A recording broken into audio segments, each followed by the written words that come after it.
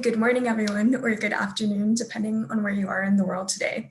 My name is Kennedy Patlin, and I am a Venture and Fellowship Associate here in the United States. I'm joined today by some of Europe's recently inaugurated fellows, Theo of ATK, Imi of Civic Square, and Bob from Foundation of Change. First, I want to extend another deep, heartfelt congratulations and warm welcome into the Ashoka community to you all. Today, we're starting off with a bit of spin on introductions. We have asked each fellow to go ahead and introduce one another and spotlight what they appreciate about each other's work. This morning or this afternoon, we'll go ahead and start with Imi, who will introduce Bob. Hi, everyone. So it's always a bit daunting to go first, especially when you're introducing somebody as amazing as Bob. So I've got a few notes, and then I'm going to share a little bit about what I find so inspiring about Bob's work. So Bob is one of the co-founders behind Foundation for Change, and on their website they talk about working towards a more just, equal and inclusive society where people with histories of trauma can live with dignity and are able to fulfill their potential. I'm particularly drawn to the work that they've been doing around enabling people with experience of addiction of drugs or alcohol to change their lives through education.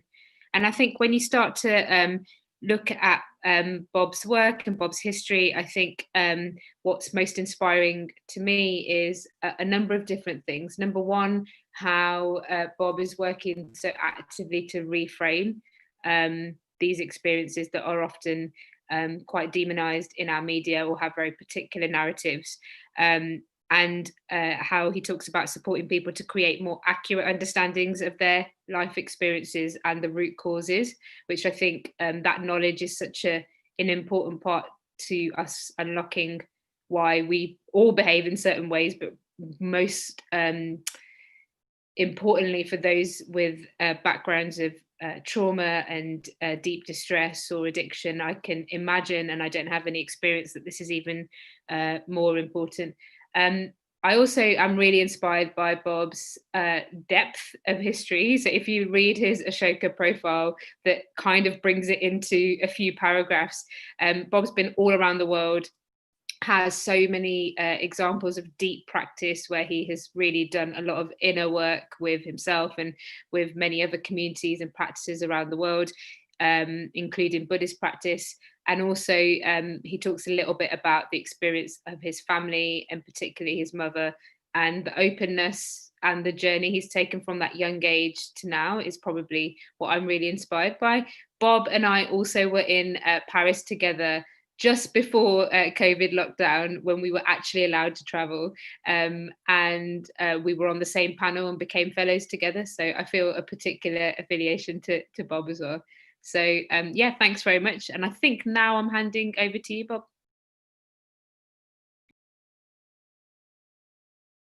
Classic Zoom mistake, I was on mute.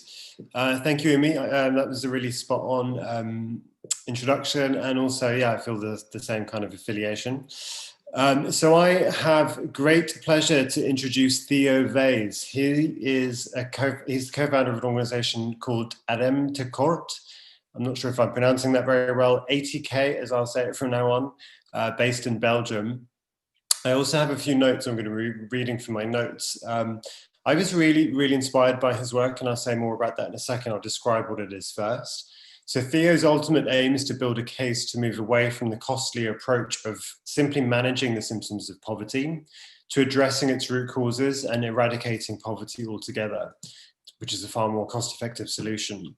The work of his organization aims to raise the self-esteem of people living in poverty, which in turn complements and helps them really utilize the essential support that's already available to them, such as education, training, and jobs. And he does this through his buddyship program. So he's taking people who come from backgrounds of privilege, and he's buddying them up with people who come from backgrounds of disadvantage and poverty, which is often really entrenched and really intergenerational. And it's a really comprehensive program. From what I can tell, it's 2 years long. And again, there's this real specific focus on raising self-esteem. And to say that I was excited about reading Theo's work is absolute understatement. There's a real huge overlap with the work that I do in terms of the importance of building a strong foundation of self-esteem. of people from backgrounds of disadvantage that forms the ground on which a person can build the rest of their life upon.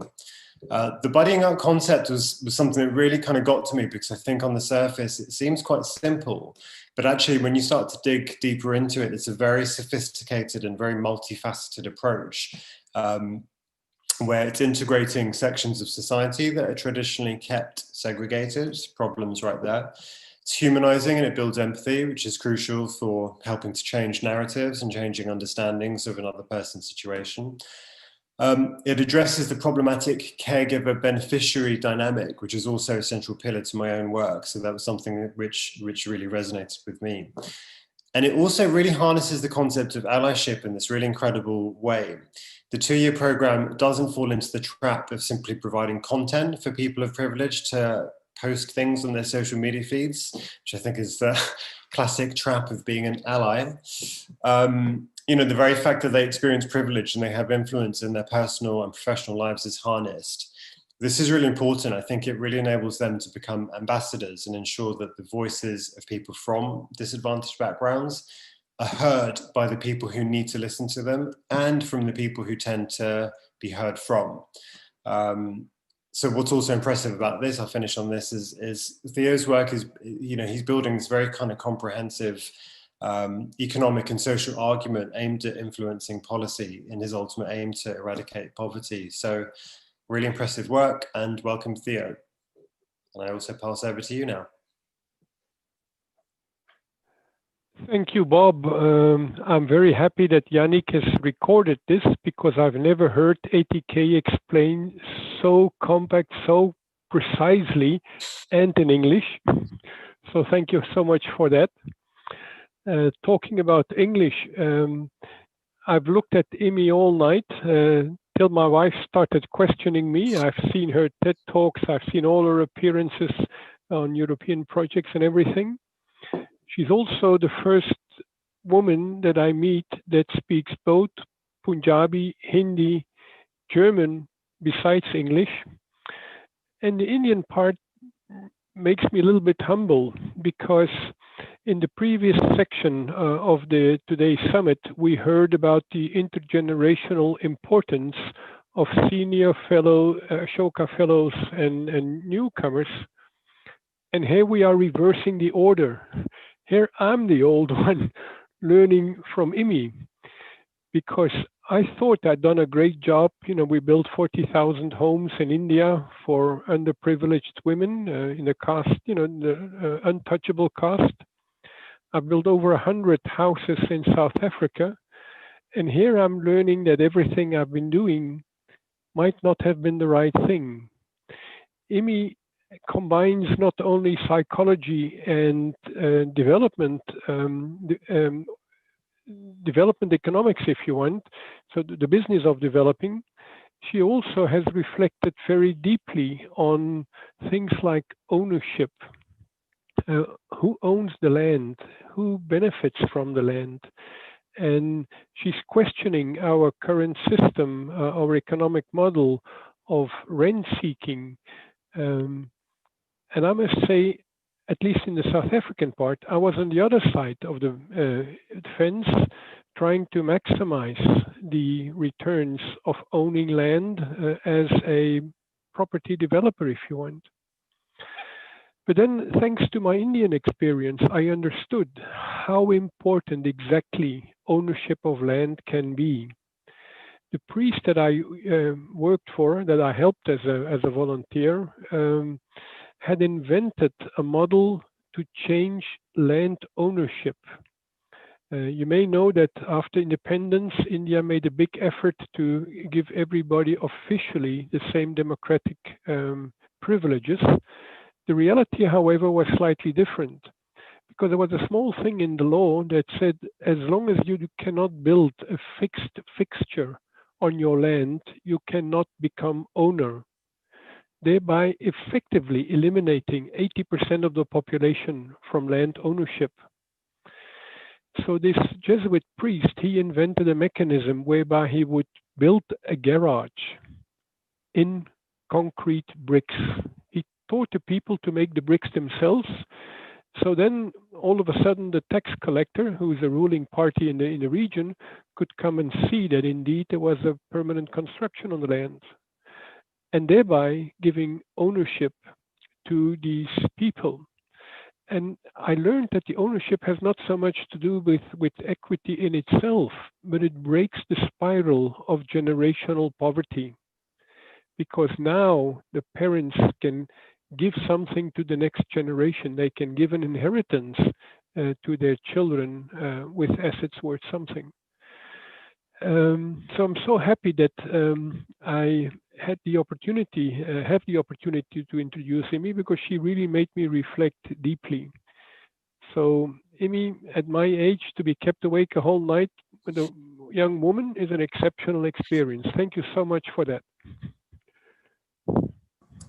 Thank you all so much for introducing each other and just kind of indulging us in that exercise. And hopefully you were able to kind of take away a different sort of articulation and appreciation for each other's work. So as you are all here today with us, we're really excited to talk to everyone about the ways that these three fellows are leading the reimagination of social infrastructures in Europe, which is crucial. And I think I'd like to start there because I think what's so powerful about the ways that each of you are working and operating is the ways that you are reshaping narratives and solutions in your respective issue areas. And so with that, I'd like to begin the conversation by asking, and Bob, I might start with you, to talk a little bit, maybe in one sentence each, about the problem you're facing, which I think we heard a little bit about, but really kind of focusing in here on the narrative piece. So what's the narrative you've often heard about your problem, and what's the solution that you've created to reframe and solve that narrative and issue? Yeah, I mean, I think the first thing I would say is that we work with addiction, but it's something that we're actually aiming to broaden out very soon, because we see addiction as being symptomatic of something much deeper, and we see that as being complex disadvantage. So we're not particularly interested in the addiction aspect itself, but I think it's a really good place to start in terms of the narrative, because there are so many kind of misguided narratives around addiction. So you have, for instance, a very medical approach, which is saying disease is an addiction. You have a very kind of moral approach, which is saying that, it's because you're a bad person and you fell in with the wrong crowd and that's why you became an addict. You have a very kind of meritocratic model, which is, you didn't try hard enough, and, you didn't try hard enough when you were in treatment, and that's why you just fell back on you bum again, and, you used again. So, I could go on. There are so many different kind of understandings of addiction. And I think the one that we're trying to change the kind of current misguided narratives to is a much broader systemic narrative, which takes into account the role that systemic inequality plays in addiction. Thanks, Bob. And a friendly reminder to the audience, if you are all on Swapcard, which I'm assuming you are, please feel free to chat us questions. Yannick, my friend Yannick here, will be asking those throughout the conversation. So just make sure that you're interacting with us, and we'd love to hear from you. But with that, Imi, I'd love to hear your reflection on this question. I guess there's a range of layers with the work we do, but if we were starting right at the simple unit of change that we're trying to work at, which is the neighborhood level, and looking at how we create greener, safer, more equitable, just neighborhoods that are fit for all the things that humans need to thrive, and all the things that we need to do to ensure that we're not overshooting the planetary boundaries, and the extraction that we're currently taking from the planet that has landed us in quite a messy place. If we start at that simple unit of change, the narrative we often hear is that there's a single solution, right? So there's development, or there's building a school, or a GP surgery, or a certain road, or cycle lane, or a low traffic neighborhood. There's this idea that a single silver bullet solution, or a massive investment into some factory to create jobs, will move us in the direction we need to. And at a basic fundamental level, the idea that there's single solutions to many of the complex challenges we face is just a fallacy. And so looking at what the stack of things that are needed in order for us to both meet our human and and needs of people, whilst also respecting the rights of the planet. And some of the work we're doing with donor economics around what that then means around the impact you're having on the rest of the world is something that we're focusing on. But actually, I say the two layers that we're trying to reframe is that there's multiple layers of reinvention required, from the physical infrastructure to our relationship with land to the dark matter that sit underneath that.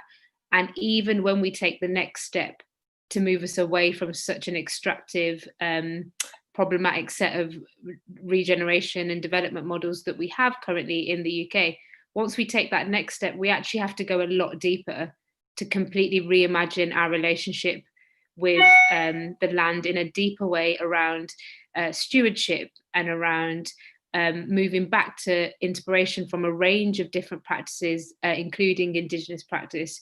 And so what I'm trying to do is really embrace that complexity and then have the thoroughness to look at these layers of land all the way to infrastructure and acknowledge the huge transition in time that we're in, and what that looks like when you build it out in real life at a neighborhood level with residents, embracing all the complexity of the big and the small. Thanks, Amy. And I think the notion of resonance is a great way to segue into our last fellow, Theo, who's in Belgium, who's also working with the community. But Theo, if you wouldn't mind telling us a little bit more about that and how you're shifting the narrative with them together.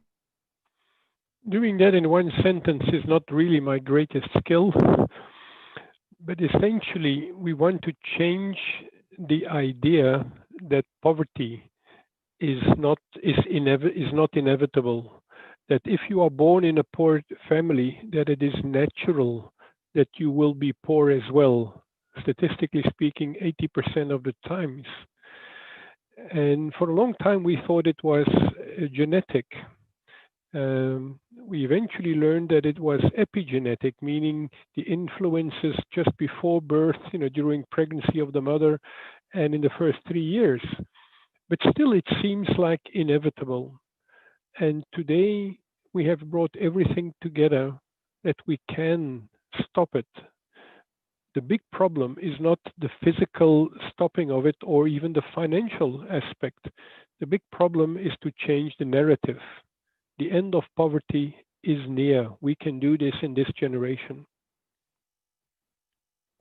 Thanks, Theo. And so I think another really compelling piece about all of this is that each of your solutions have solutions. So we have governments in play, we have kind of the old school way of doing things. And I think, again, you all are reimagining that. But what I'm curious to understand is in bringing these ideas that are systems changing to, I guess, the traditional way that some of these solutions have seen solutions, how have you all seen community and other stakeholder responses to your work play out? And what has that experience been like? And Imi, if it's okay, I'll start with you for this one. Yeah, I mean, we have hundreds of examples, and it's probably hard for me to zoom in to one with the depth of what it takes to actually ensure that the work is long-term enough, it is it's equitable, it's in partnership with those you're working in and with, and this is something that we really have worked on quite a lot. One example a few years ago was us doing in our work prior to Civic Square, which was Impact Hub Birmingham. We did a lot of looking at the data of ownership of land across the city that we're based in, which is called Birmingham in the UK, and looking at all the underutilized, forgotten, overgrown land that developers and other people wouldn't touch, i.e. what is now known quite well as small sites programs, and looking at what could happen on those small sites. How could they be used for growing, for building community built housing, how they could be used for play and many, many other things. And one of the most exciting things for us was just seeing what happens when you use data to unlock it and share it openly, and watch how communities respond with hundreds of ideas, and this idea that there isn't the knowledge or the understanding of how we can really do this work at a community level, which is often really the narrative in big development or in city building or city planning, and just watching what access to a small bit of knowledge unlocked in so many different communities. Many years on now from that work, we have all sorts of different things going on, and most excitingly, it's decentralized away from us. It is everything from what we do with housing and community land trusts to projects like the Black Land and Spatial Justice Project that grew out of that, that's looking at racialized planning, at the impacts of colonialism on how development happened in the city. And so what I really find is in the work we do is that it's really understanding the role that we play, how we work alongside people, and how we unlock enough data, knowledge, tools, frameworks, open source them, and let people grow and build those decentralized communities of practice and power. And I guess that's something that we've worked on a lot. And so it's really key part of Civic Square, not to become this big centralized organization, but actually this place of open source, open code that really looks at a long-term relationship and takes all these massive concepts and turns them into everyday things that we can build and create and share and learn and experiment together. And I guess that's what we've really seen across the community as we've learned about what our role is and what incredible power does lie at a community level. Having said this, my complete conflict to that comment is also, I find that the work that we do is also to visibilize and visualize the stuff that communities don't see, right? The stuff that's driving all the inequality, the flows of money, how land is owned. So I both embrace that the power of what we need in order to solve some of our most complex challenges sits within the community, but also I also challenge that to say that there's a lot in the dark matter, that it is the role of people like us to uncover and open and make that knowledge as transparent as possible so people and communities can do something with it. They can challenge it, they can build better, they can imagine more, they can hold people accountable. But actually, there is a lot there that is still, that we're really working on. And I mean, I can talk about it later if it comes up. Yeah, no, that's fantastic, Imi. And I think that's a really natural segue to some of Bob's work as well. So Bob, I'd love to transition it over to you. I was on mute again. Just picking up on a couple of things that Imi said. I mean, I always kind of feel like this is such a cliche to say this, but it's, cliches are often there for a reason. Knowledge is power. And, in a way, this is right at the heart of what we do and, a really big part of our work. And I think there's something about our work as being very educative and educational and taking what is predominantly held in the hands of people with money who are able to go to universities and access this information. We are taking it to the people who probably need it the most, but are usually the furthest away from it. And I think there's something incredibly powerful about that. So as an example, I mean, just to give a very brief overview of my work, in a sense, what we're trying to do is, like Imi said in the introduction, we're trying to encourage people to develop more accurate life understandings by helping them to teach, helping them to understand their lives in a more systemic way, helping them to develop critical thinking skills, helping them to understand how the world works. I think quite often what happens is people, I think it's a bit of a critique of therapy, where therapy is very, there's two main problems with therapy. One of the main problems is that people are expected to have all the answers themselves. And if they don't, maybe, after 14 years of therapy, which costs a lot of money, then, they'll get to the answer. But quite often they don't. And I think one of the things that we do is we provide this information. And I think this is why we see such accelerated change within the space of about 10 weeks. And so there's that kind of really important aspect there. And I think that, the next question is, how do we teach people to think systemically? Is that we use education in a very systemic way. So people come on our courses and they are taught a ton of stuff ranging from psychology to philosophy, to social history, to economics, to politics. And we bring all of these ideas together and people join the dots themselves, which in itself is really incredibly empowering. And just to go back to the original question around, how do we see this play out? I mean, it's a little bit like, it's not necessarily the kind of best example, but for people who've seen The Matrix, it's, our work is the equivalent of people taking the red pill. And if you haven't seen The Matrix, it's this idea of, understanding the world in ways that you never had before. And so a really classic example of that is we run a course called Feminism for Change, where we're taking feminist theory, again, tends to be, I think it's changing now, but tends to be held within the hands of kind of middle-class white women. And we're taking it to women on estates and women from really disadvantaged backgrounds who are, have never heard of the word patriarchy before. And they know it, they've experienced it, but they didn't know that there was a word, they didn't know there was a framework that encapsulates their experiences. So we're giving them these vocabularies. And I think for people to go out into the world and see the systems that they exist in and see the influence those systems have in shaping their lives, and realize that once you see the systems and understand the systems, you can start to make change. It's phenomenal. That's incredibly exciting. I was going to say, speaking of people and getting them involved, we do have some questions from the audience, and Theo will have you answer this first, just to give you some space to talk about your solution as well. But that's that off a bit to Yannick to introduce that question, and then we'll have you all answer it. Okay. Hello, everyone. So there is a question that was posed by Katarina in the chat. How do you use the knowledge and data you collect through your work to scale your solutions and build a strong narrative around it? And I think Theo and also Imi, I think these are good questions for you. Well, we are at this point trying to define different strategies for new narratives. And one of them indeed focuses around what we have found in the data to make a new story about this.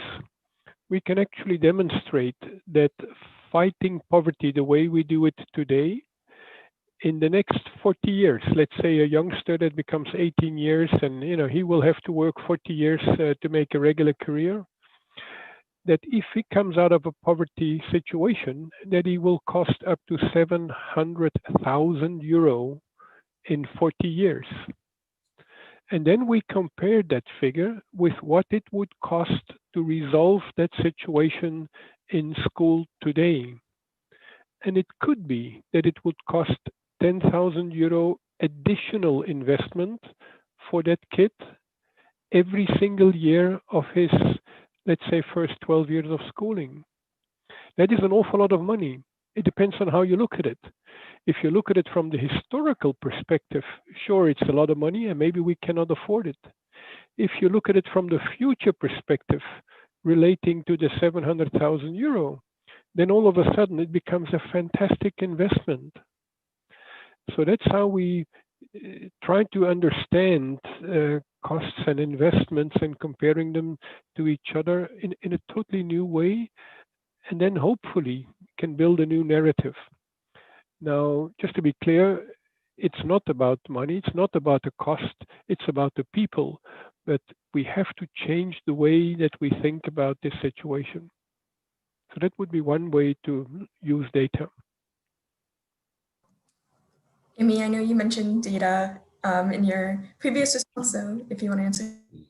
Yeah, and I think when Yannick asked the question, he also talked about scaling impact. And I think having spent 7 or 8 years as part of a global network that thought of scale in the sense of scaling out a brand and taking it to all different parts of the world, I think I'm the last couple of years very much been thinking about scale of impact in quite a different way.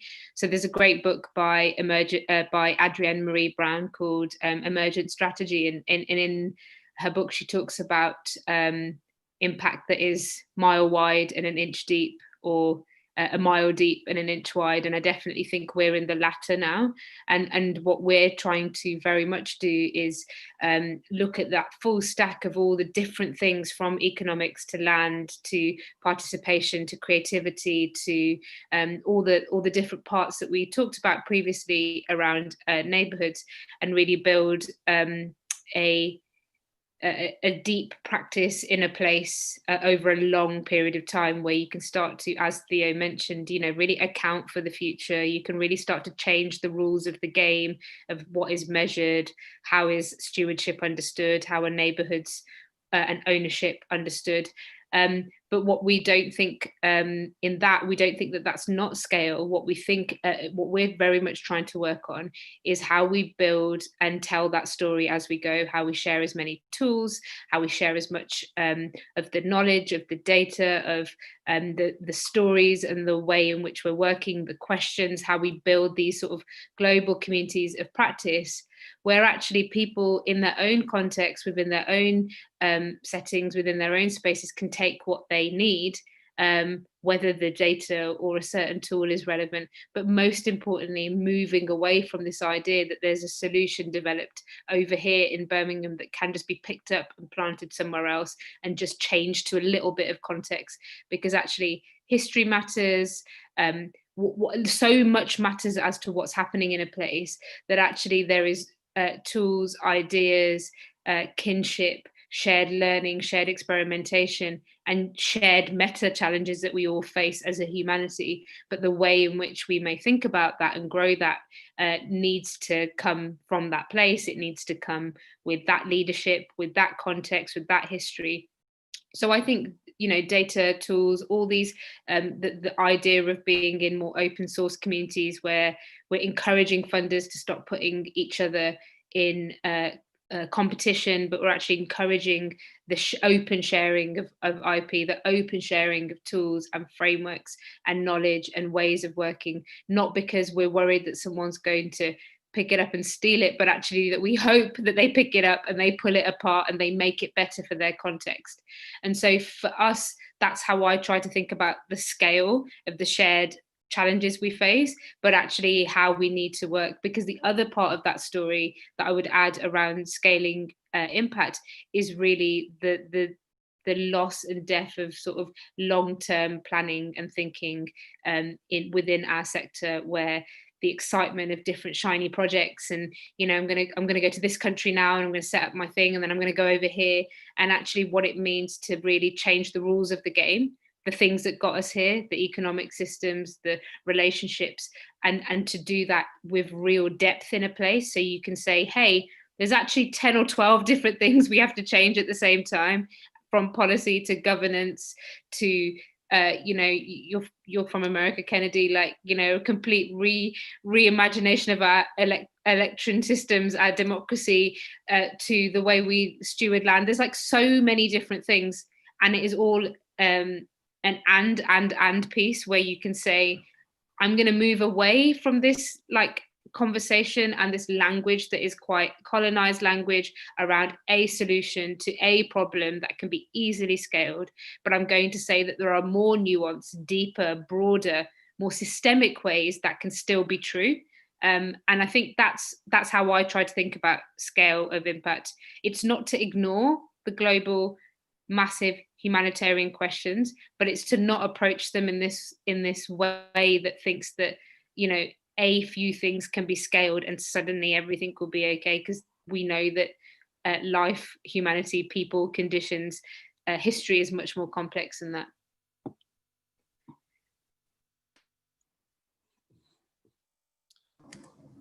Sorry, you want me to? Yeah, I was going to say, I feel like that's a good segue. Yeah, in terms of how we're using the data. Yeah, I mean, I think in terms of us, you know, we're at quite an early scale, but I think one of the things that we trying to really ensure is that people, you know, that we try to measure the soft outcomes as well as the hard outcomes. And I think alongside that, I think, you know, some of the things, some of the times I think soft outcomes seem to be underestimated as to their importance. So a lot of ours are around self-esteem, and I'm sure Theo can relate to a lot of these. How well do you feel that you know yourself? How well do you feel that you're able to trust your own instincts? How well do you feel that you have something to contribute to your community? So they're really key things that we're trying to understand and we're trying to measure. Yeah, and I think in terms of how we're intending to use that to scale, I think that's going to be the challenge that we face. And I think that's the data that we're going to use to try to take this to other parts of the UK and hopefully other potentially other parts of Europe as well. And I think, in a sense, there's two parts to our scaling. So I think one of the ambitions we have is to change how addiction is understood and how disadvantage is understood. And I think one of the things that we're also trying to change is how these things are tackled. And so how the systems, the narratives that the systems hold, and trying to encourage a more joint up way of working rather than a kind of siloed way of working, and funding that exists at the moment. Thank you. We have another exciting question, but I'm going to hold that for later because I think it's a great way to wrap this conversation. But I'd love to move into individual questions for you all and just get a little bit deeper into each of your individual ways of operating, ways of working. And Theo, I'd love to start with you. I think one really innovative aspect of your model is the buddyship trajectory, and I really want to make sure you get the chance to tell everybody about that. So I think just to recap here, you're definitely building a movement that is making the point to solve the issue of generational poverty at a societal level, and you're proving that that is doable and attainable. But I'd love to understand how you're integrating the buddyship trajectory into that. Okay, thank you. If I may, I'd like to share just one slide. Is that okay, Kennedy? Sure. So this is a model that we work on. Normally you should see an orange triangle. Is that working for you?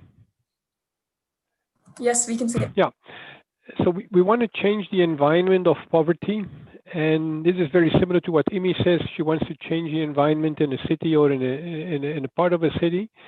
The only way you can do that is by changing behavior. If I translate this to poverty, if you want to change your poverty environment, you have to change your behavior. Work could be one of those things. But sometimes you just don't have the right skills to do so, to change your behavior. Nobody wants your skills. In that case, you need to develop capacities. That's also what Bob says. If people want to change their usage behavior, the only thing you can do is not tell them not to use or not to behave this way, but to change their understanding. That's why he teaches them philosophy. And once you develop the capacity of people, then they can choose to behave differently. Now, the people that we target usually have very limited behavioral options. They have very limited capacity options. So it does not help them to go to school or learn this or that skill. We first have to restore their self-esteem and to change their limiting beliefs, which in generational poverty had the opportunity to develop over generations, just like the word suggests. So the only thing we do with these buddies is to rebuild self-esteem and to take away limiting beliefs. So this is the model that we use internally here. And that's exactly what these two buddies do.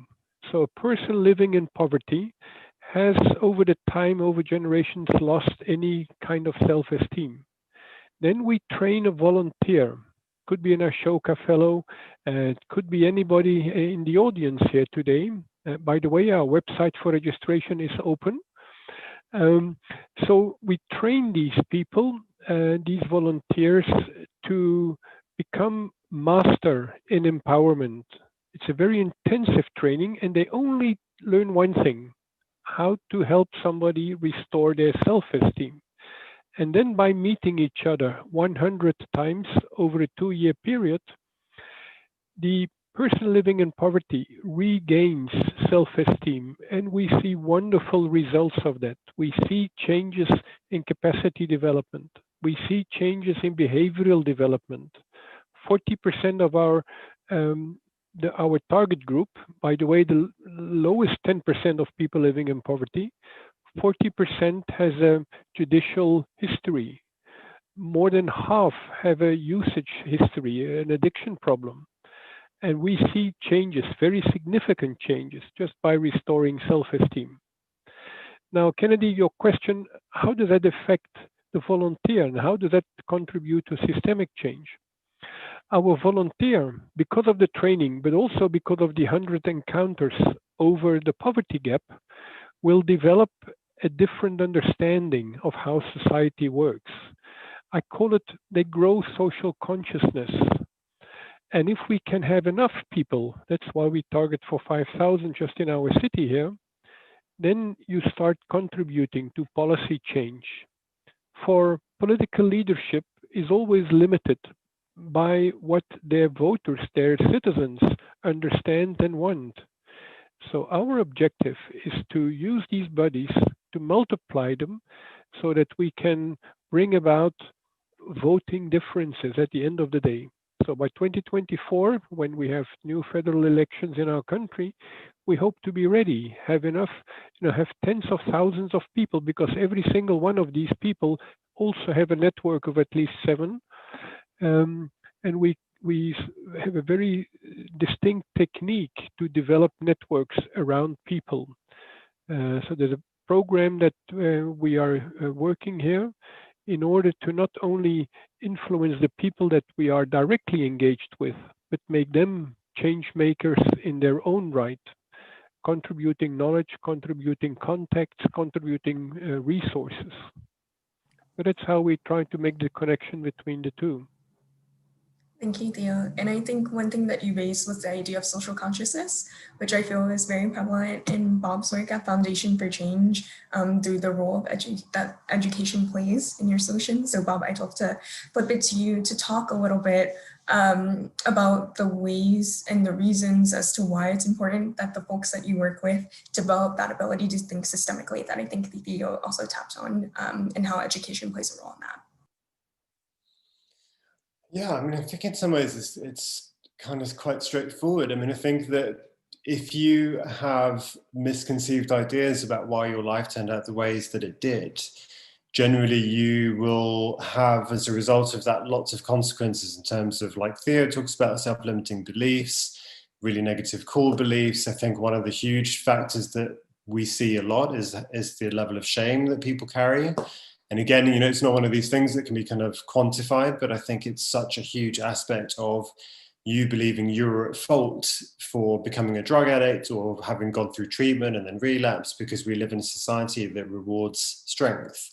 We live in a society that says you work hard and you will get the things that you deserve. And if people kind of repeatedly go through this cycle, I mean, just as an example, like Public Health England released figures a couple of years ago, and they were saying that 92% of people who have gone through treatment for heroin addiction relapsed within 6 months. 92, there's something really wrong about releasing that as a stat to begin with, which is also probably slightly massaged. But that says something about a really, really huge problem. So I think there's just something about, imagine if you're that person who's going through treatment so many times. I think every time you fail and every time you're experiencing a repeated failure, you're taking that as another example of you not being able to do well in your life, or you're taking that as another example of you being a failure. So that just really kind of perpetuates the problem and reinforces the problem. So I think a really huge part of people kind of like literally thinking big and understanding the link that deprivation plays in the way that their lives turned out, or the way that kind of entrenched poverty plays out in people's lives. I think it really de-shames. I think it takes away a lot of the stigma that acts as one of the barriers to really being included in society. It's one of the things that I think people don't necessarily talk about. I think that, and I'm sure with Theo's work, he can attest to this, there is support for people to get training, or there are apprenticeship schemes, or there are jobs, or all of this stuff, but it's like, that's not the be all and end all.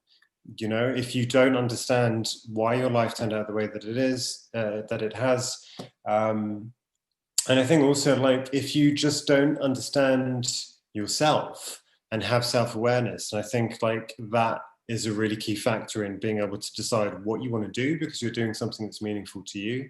If you're doing that kind of thing, you're way more likely to sustain that kind of job, for instance, if that's what we're talking about. So yeah, and I think the other thing that I find in my work is that it's, there's a real psychological focus, and I think that through people developing that psychological focus, they understand themselves better, but they also understand the people around them better. And once you have a better understanding, particularly families, because people come from really difficult families a lot of the time, I think that it's empowering, because it gives people a sense of whether they want to engage with that level of bullshit, if I'm allowed to swear on this, or not. So I think it's that educative piece, but I think it's a very specific form of education, which is both systemic and it's both about raising critical consciousness, or it's both about raising self-awareness. Thank you. And that leads me to Imi. I think one thing that I've really loved learning more and seeing in your work is the way that you have residents work together on community challenges.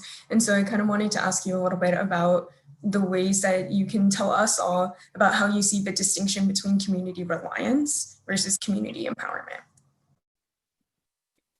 Yeah, so I think there's some really important structural stuff that sits under this that is important to think about how we govern our organizations, how we understand what we're collectively working towards and why. I think before I go into the sort of everyday examples of how you can move away from that, I think it's really important when we're thinking about systems to also think about how systems impact us as organizations. So for example, often really good, well-meaning work that is about empowerment, about transference of power, that is about really looking at what it means to move away from this reliance idea to one where communities and neighborhoods and people and cultures are empowered to build through the knowledge that we know that they have and that they embody, and that with more knowledge and more tools and resources they can grow on that. But let's not underestimate how much the systems have an impact on us, right? So one of the parts of that work of making sure we move away from this idea of reliance to empowerment is really looking at the factors that impact us. One such example, and this is just one, is there'll be a lot of philanthropists and there'll be a lot of social investors and other people in the audience today, looking at how what incentivizes us, right? So what you measure and what you work towards is what you inevitably end up building, no matter how good your intentions are. And often philanthropic funding in the UK sets communities against each other in terms of what they can access. And even if well-meaning collaborative communities want to work together, they're often fighting for the same money. When they're then fighting for that money, they're often having to repeat stories of trauma, stories and stories about numbers, or we've reached this many people, or we've done this. And so you're having to reassert other people's trauma to justify your funding, or other people's stories to justify your funding, right? And so a lot of what we see as to why we end up with this kind of space of reliance and not being able to truly unlock isn't just because we don't all have the tools and frameworks of how to do that better. There's lots and lots of things, from legacy, from colonization, from the way funding works to what we measure. And so what I really want to get across in answering that question is, I'm going to tell you a few things that are important, but actually it isn't because there is not a body of work around the world about how you do this better. Two examples I'm just going to use, actually not going to be, I'm not going to use our work as an example because I think there's so many that can be shared. But one example is some incredible work that's led by a First Nations Indigenous leader in Winnipeg in Canada called the Winnipeg Boldness Project. Diane Rusin, who is a good friend and collaborator, is doing incredible work where she's taking the 7 sacred principles of her community and of Indigenous practice to reimagine the relationship of how young children in Winnipeg grow to thrive, right? And what's happening essentially there is a community is able to go back to the roots of what it knows how to do well, how it knows how to live, its practices, its cultures, its rules. It's not working towards an economic system that doesn't, for example, encourage them to thrive or to do to really build from their own power. And a leader like Diane sort of connects that Indigenous practice and knowledge that is hundreds of years of embodied and practice and knowledge that speaks to so many of the big challenges we're facing. And she connects that to principles of social innovation, and she connects that together to tell a story to funders and investors and others in Canada about actually what you need to do is let people lead, and you need to invest in in them actually finding their own power, right? And some of that is very much us, organizations like Civic Square, like the Winnipeg Boldness Project, like Foundation for Change and others, is about providing the tools and the mechanisms and the stories. But at the heart of how we move away from reliance to empowerment is really all of the things that you've heard about today. There's so many other structural things, and I'd need to do a diagram around this, but how we think about who owns what, how finance flows, how money flows. We see so many short-term projects, creative or social projects in our city and in so many other places that I've seen, in meanwhile spaces, in spaces that are owned by landlords and others who are actually accruing profits in offshore tax havens and all of this sort of stuff, right? Which allows us to keep sitting within a cycle of short-term projects where we are excited for what's happened, but we aren't fundamentally reinventing the rules of the game. But it goes right back to what Bob said. For me, the most important thing in how we move from reliance to empowerment isn't just the tools and finding your own power. It's about the system being able to see itself. When residents, when citizens, when people, young or old, are able to see the invisible power structures, these stories and the connections that they have not been able to connect with, either through not being told that story, not having access to that knowledge, trauma or precarious living that has not allowed them to connect with something a bit deeper than their everyday reality. Once we start doing that sort of thing, and we start to uncover that, and we then resource that, and we trust it, and we invest, and we start to work collectively to a bolder future just beyond our organizations or our individual aims, we start to see the beginnings of how I think you move towards empowerment. The answers lie within. We know what the problems are. We just need to change the rules of the game to join them together to actually work in a much more holistic way. Thank you, Amy. And we have 5 minutes left on the clock. And so I'd love to close this by asking a question from Beatrice and kind of combining it with my own.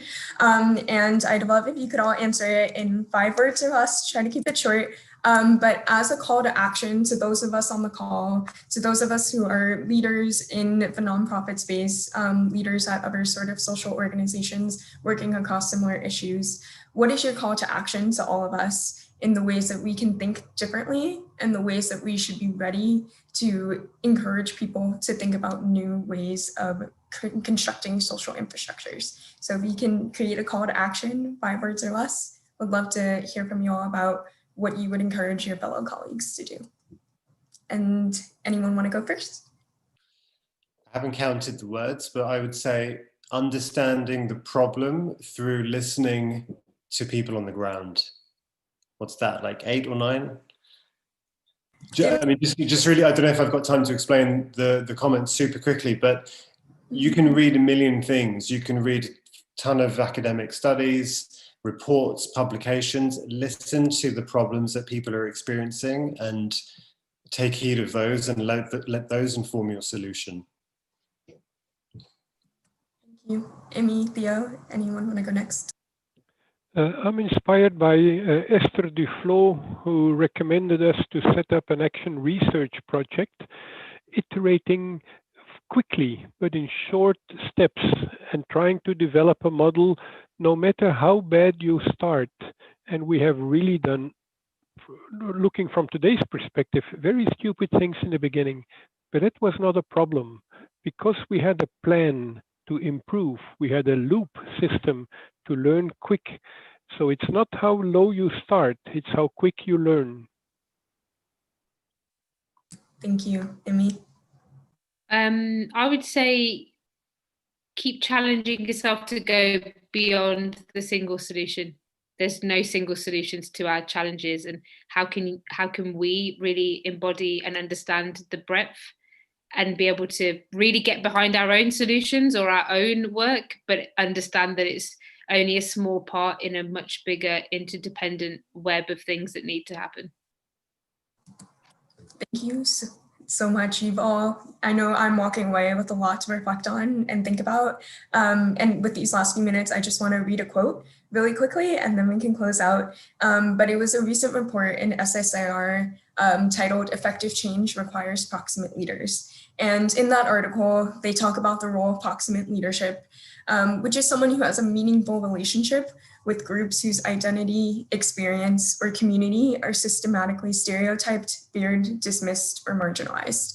And the article acknowledges that when working with people in the community, organizations can focus on several aspects of human potential, which can form the foundation for achieving transformational results. And I read that because as I read it, I think about the three of you and the ways that you are all proximate leaders and such incredible examples of that. And I know that the Ashoka community is incredibly lucky to have you all here with us. So again, a huge welcome into this community and a huge thank you for sharing your knowledge and your time with us this morning / this afternoon. So really appreciate your time and space. And for those of you on Swapcard, we've provided resources on how to connect. And we also have everyone's speaker profile. So please be sure to make those connections. That's why we're all here. But again, just thank you so much. Really humbled to be hosting and having this conversation with you all. So it's been great. And I think with that, we'll go ahead and sign off. But thank you all so much for joining us today. Thank you. Thank you.